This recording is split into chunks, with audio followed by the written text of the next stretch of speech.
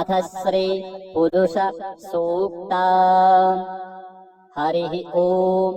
सहस्रशीरेखा पुरुषः सहस्राक्षः सहस्रपात सभूमिग्गुं सर्वात् स्मृत्वा त्यतिष्ठद्दशाङ्गुलम् पुरुष एवेदग्गुं सर्वं यद्भूतं यच्च भाव्यम् उतामृतत्वशेषानो जदन्नेनातिरोहति एतावानस्य महिमातो ज्यायाश्च पुरुषः पादोश्च विश्वा भूतानि त्रिपादस्य मृतं दिवि त्रिपादूर्ध्व उदयपुरुषः पादोषेहा भवत्पुनः ततो विख्वन् व्यक्रामत्शासनान्नशने अभि ततो विराडजायत विराजो अधिपुरुषः सजातो अत्यरिच्यत पश्चात् भूमिमथो पुरः तस्माद्ज्ञात् सर्वभूतः सम्भृतं बृहदाज्यम्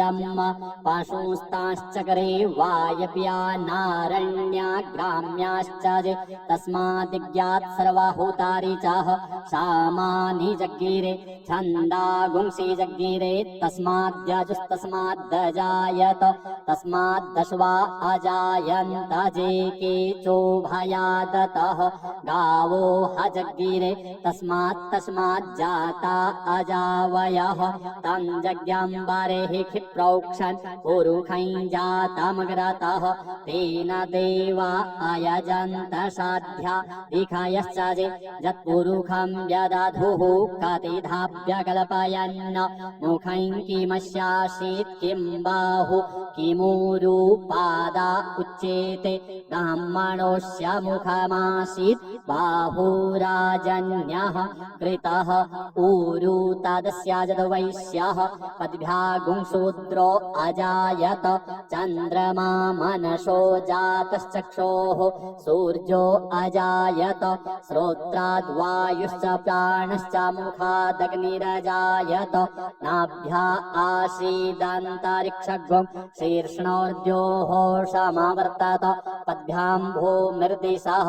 श्रोत्रात् तथा लोकान् अकल्पयन् यत्पुरुषेण हविषा देवा जज्ञमतन्वत वसन्तोऽस्यासीद्दाज्यं ग्रीष्म इदमः शरद्धविः सप्तास्यासन् परिधयस्त्रिः सप्तशमिधः कृताः देवा जज्ञन्तन्वान अवदनन् पुरुषं पशुं यज्ञेन यज्ञमयजन्त देवास्तानि धर्माणि प्रथमान्य सन्न ते हनाकं महिमानः सचन्त जत्रा पूर्वे साध्याः सन्ति देवाः।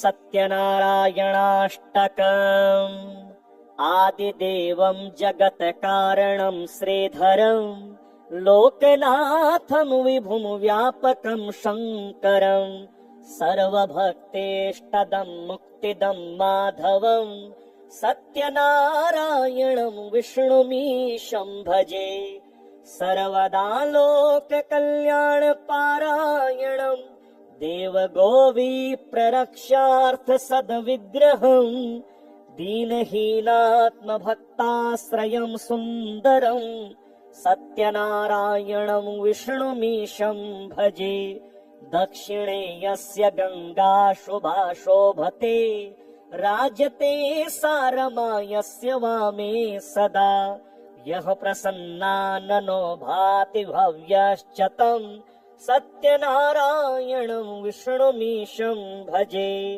संकटे संगरेयं जनः सर्वदा स्वात्मविनाशनाय स्मरेत् पीडितः पूर्णकृत्यो भवेत् यत् प्रदासाच्च तं सत्यनारायणं विष्णुमीशं भजे वाञ्छितं दुर्लभं यो ददाति प्रभुः साधवे स्वात्मभक्ताय भक्तिप्रियः सर्वभूताश्रयं तं हि विश्वम्भरं सत्यनारायणं विष्णुमीशं भजे ब्राह्मणः साधु वैश्यश्च तुङ्गध्वजो ये भवन् विस्मृता यस्य भक्त्यामरा लीलया यस्य विश्वं ततं तं विभुं सत्यनारायणं विष्णुमीशं भजे।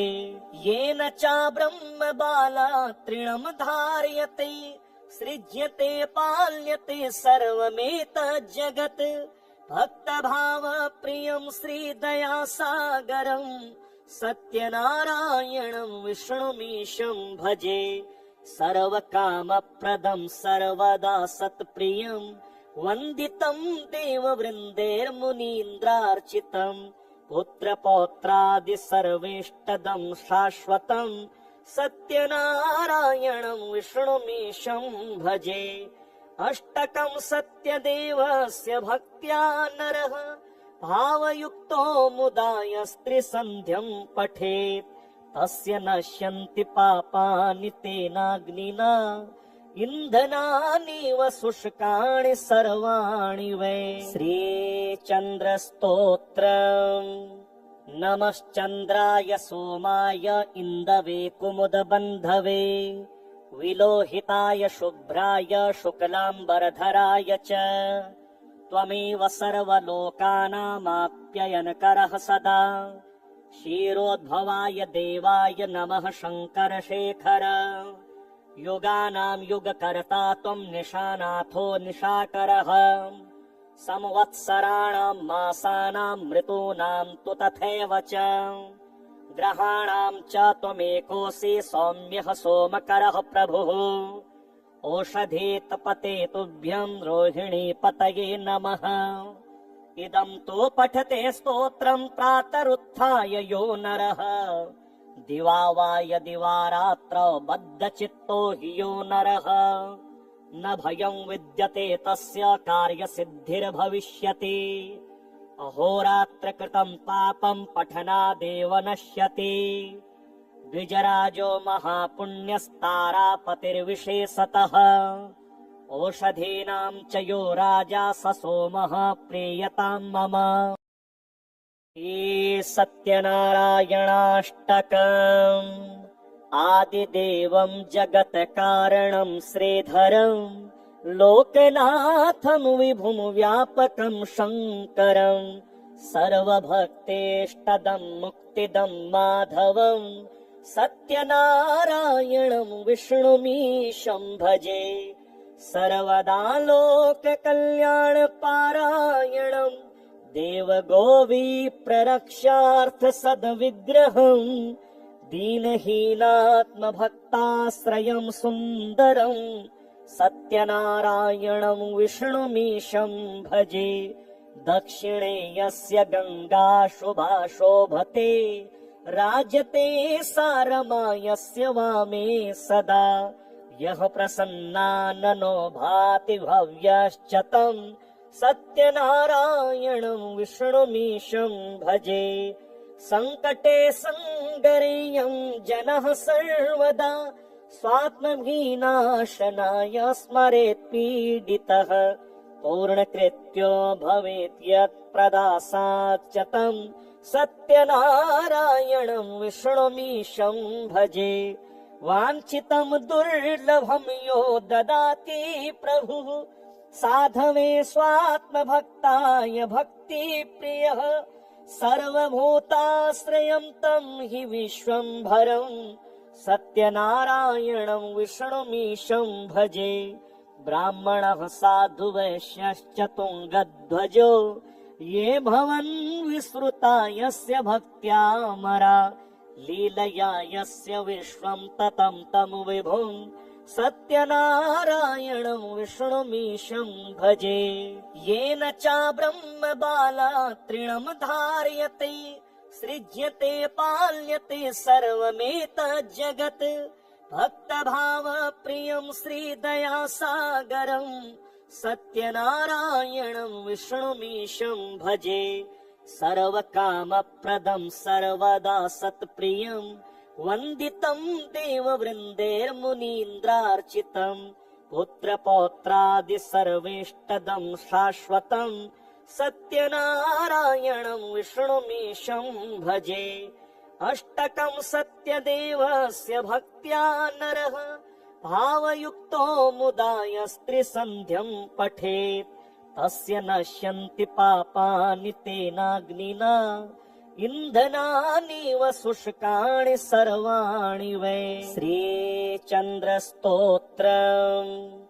नमश्चन्द्राय सोमाय इन्दवे कुमुदबन्धवे विलोहिताय शुभ्राय शुक्लाम्बरधराय च त्वमेव सर्वलोकानामाप्ययनकरः सदा क्षीरोद्भवाय देवाय नमः शङ्करशेखर युगानां युगकर्ता त्वं निशानाथो निशाकरः संवत्सराणां मासानां ऋतूनां तु तथैव च ग्रहाणां च त्वमेकोऽसि सौम्यः सोमकरः प्रभुः ओषधीतपते तुभ्यं रोहिणीपतये नमः।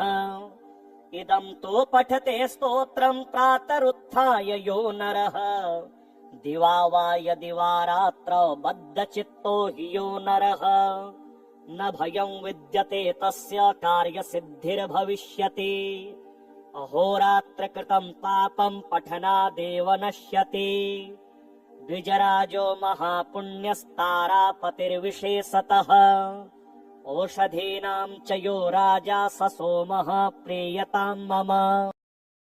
ये सत्यनारायणाष्टकम् आदिदेवं जगत्कारणं श्रीधरं लोकनाथं विभुं व्यापकं शङ्करं सर्वभक्तेष्टदं मुक्तिदं माधवं सत्यनारायणं विष्णुमीशं भजे सर्वदा लोककल्याणपारायणं देवगोविप्ररक्षार्थ सद्विग्रहं दीनहीनात्मभक्ताश्रयं सुन्दरं सत्यनारायणं विष्णुमीशं भजे। दक्षिणे यस्य गङ्गा शुभा शोभते राजते सारमा यस्य वामे सदा यः प्रसन्नाननो भाति भव्यश्च तं सत्यनारायणं विष्णुमीशं भजे। सङ्कटे सङ्गरेयं जनः सर्वदा स्वात्मविनाशनाय स्मरेत् पीडितः पूर्णकृत्यो भवेत् यत् प्रदासात् च तं सत्यनारायणं विष्णुमीशं भजे। वाञ्छितं दुर्लभं यो ददाति प्रभुः साधवे स्वात्मभक्ताय भक्तिप्रियः सर्वभूताश्रयं तं हि विश्वम्भरं सत्यनारायणं विष्णुमीशं भजे। ब्राह्मणः साधु वैश्यश्च तुङ्गध्वजो ये भवन् विस्मृता यस्य भक्त्यामरा लीलया यस्य विश्वं ततं तं विभुं सत्यनारायणं विष्णुमीशं भजे। येन च ब्रह्मबाला तृणं धार्यते सृज्यते पाल्यते सर्वमेतज्जगत् भक्तभावप्रियं श्रीदयासागरं सत्यनारायणं विष्णुमीशं भजे।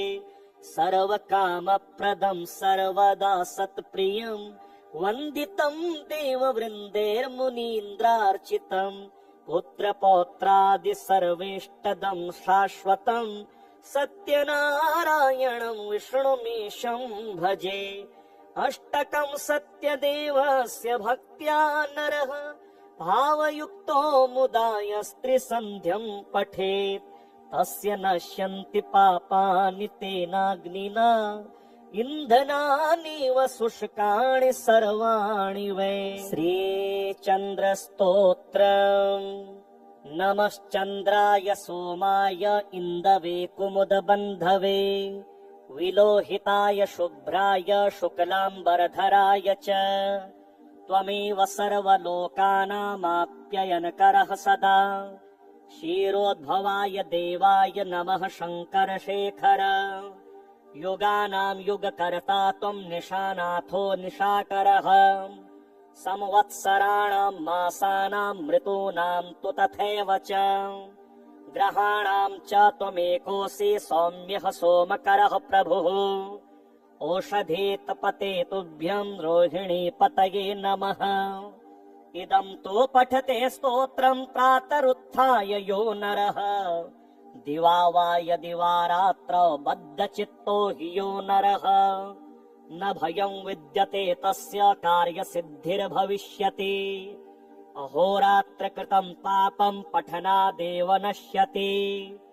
द्विजराजो महापुण्यस्तारापतिर्विशेषतः ओषधीनां च यो राजा स सोमः प्रीयतां मम। ये सत्यनारायणाष्टकम् आदिदेवं जगत्कारणं श्रीधरं लोकनाथं विभुं व्यापकं शङ्करं सर्वभक्तेष्टदं मुक्तिदं माधवं सत्यनारायणं विष्णुमीशं भजे। सर्वदा लोककल्याणपारायणं देवगोविप्ररक्षार्थ सद्विग्रहं दीनहीनात्मभक्ताश्रयं सुन्दरं सत्यनारायणं विष्णुमीशं भजे। दक्षिणे यस्य गङ्गा शुभा शोभते राजते सारमा यस्य वामे सदा यः प्रसन्नाननो भाति भव्यश्च तं सत्यनारायणं विष्णुमीशं भजे। सङ्कटे सङ्गरेयं जनः सर्वदा स्वात्मविनाशनाय स्मरेत् पीडितः पूर्णकृत्यो भवेत् यत् प्रदासाच्च तं सत्यनारायणं विष्णुमीशं भजे। वाञ्छितं दुर्लभं यो ददाति प्रभुः साधवे स्वात्मभक्ताय भक्तिप्रियः सर्वभूताश्रयं तं हि विश्वम्भरं सत्यनारायणं विष्णुमीशं भजे। ब्राह्मणः साधु वैश्यश्च तुङ्गध्वजो ये भवन् विस्मृता यस्य भक्त्यामरा लीलया यस्य विश्वं ततं तं विभुं सत्यनारायणं विष्णुमीशं भजे। येन च ब्रह्मबाला तृणं धार्यते सृज्यते पाल्यते सर्वमेतज्जगत् भक्तभावप्रियं श्रीदयासागरं सत्यनारायणं विष्णुमीशं भजे। सर्वकामप्रदं सर्वदा सत्प्रियं वन्दितं देववृन्दैर्मुनीन्द्रार्चितं पुत्रपौत्रादि सर्वेष्टदं शाश्वतं सत्यनारायणं विष्णुमीशं भजे। अष्टकं सत्यदेवस्य भक्त्या नरः भावयुक्तो मुदाय स्त्रीसन्ध्यं पठेत् तस्य नश्यन्ति पापानि तेनाग्निना इन्धनानीव शुष्काणि सर्वाणि वै। श्रीचन्द्रस्तोत्रम्। नमश्चन्द्राय सोमाय इन्दवे कुमुदबन्धवे विलोहिताय शुभ्राय शुक्लाम्बरधराय च त्वमेव सर्वलोकानामाप्ययनकरः सदा। क्षीरोद्भवाय देवाय नमः शङ्करशेखर। युगानां युगकर्ता त्वं निशानाथो निशाकरः। संवत्सराणां मासानां ऋतूनां तु तथैव च ग्रहाणां च त्वमेकोऽसि सौम्यः सोमकरः प्रभुः। ओषधीतपते तुभ्यं रोहिणीपतये नमः। इदं तु पठते स्तोत्रं प्रातरुत्थाय यो नरः दिवा वा यदि वा रात्रौ बद्धचित्तो हि यो नरः न भयं विद्यते तस्य कार्यसिद्धिर्भविष्यति। अहोरात्रकृतं पापं पठनादेव नश्यति। द्विजराजो महापुण्यस्तारापतिर्विशेषतः ओषधीनां च यो राजा स सोमः प्रीयतां मम। ये सत्यनारायणाष्टकम् आदिदेवं जगत्कारणं श्रीधरं लोकनाथं विभुं व्यापकं शङ्करं सर्वभक्तेष्टदं मुक्तिदं माधवं सत्यनारायणं विष्णुमीशं भजे सर्वदा लोककल्याणपारायणं देवगोविप्ररक्षार्थसद्विग्रहं दीनहीनात्मभक्ताश्रयं सुन्दरं सत्यनारायणं विष्णुमीशं भजे दक्षिणे यस्य गङ्गा शुभा शोभते राजते सारमा यस्य वामे सदा यः प्रसन्नाननो भाति भव्यश्च तं सत्यनारायणं विष्णुमीशं भजे सङ्कटे सङ्गरेयं जनः सर्वदा स्वात्मविनाशनाय स्मरेत् पीडितः पूर्णकृत्यो भवेत् यत् प्रदासाच्च तं सत्यनारायणं विष्णुमीशं भजे वाञ्छितं दुर्लभं यो ददाति प्रभुः साधवे स्वात्मभक्ताय भक्तिप्रियः सर्वभूताश्रयं तं हि विश्वम्भरं सत्यनारायणं विष्णुमीशं भजे ब्राह्मणः साधु वैश्यश्च तुङ्गध्वजो ये भवन् विस्मृता यस्य भक्त्यामरा लीलया यस्य विश्वं ततं तं विभुं सत्यनारायणं विष्णुमीशं भजे येन च ब्रह्मबाला तृणं धार्यते सृज्यते पाल्यते सर्वमेतज्जगत् भक्तभावप्रियं श्रीदयासागरं सत्यनारायणं विष्णुमीशं भजे सर्वकामप्रदं सर्वदा सत्प्रियं वन्दितं देववृन्दैर्मुनीन्द्रार्चितं पुत्रपौत्रादि सर्वेष्टदं शाश्वतं सत्यनारायणं विष्णुमीशं भजे अष्टकं सत्यदेवस्य भक्त्या नरः भावयुक्तो मुदा यस्त्रिसन्ध्यं पठेत् तस्य नश्यन्ति पापानि तेनाग्निना इन्धनानिव शुष्काणि सर्वाणि वै श्रीचन्द्रस्तोत्रम् नमश्चन्द्राय सोमाय इन्दवे कुमुदबन्धवे विलोहिताय शुभ्राय शुक्लाम्बरधराय च त्वमेव सर्वलोकानामाप्ययनकरः सदा क्षीरोद्भवाय देवाय नमः शङ्करशेखर युगानां युगकर्ता त्वं निशानाथो निशाकरः संवत्सराणां मासानां ऋतूनां तु तथैव च ग्रहाणां च त्वमेकोऽसि सौम्यः सोमकरः प्रभुः ओषधीतपते तुभ्यं रोहिणीपतये नमः इदं तु पठते स्तोत्रं प्रातरुत्थाय यो नरः दिवा वा यदि वा रात्रौ बद्धचित्तो हि यो नरः न भयं विद्यते तस्य कार्यसिद्धिर्भविष्यति अहोरात्रकृतं पापं पठनादेव नश्यति द्विजराजो महापुण्यस्तारापतिर्विशेषतः ओषधीनां च यो राजा स सोमः प्रीयतां मम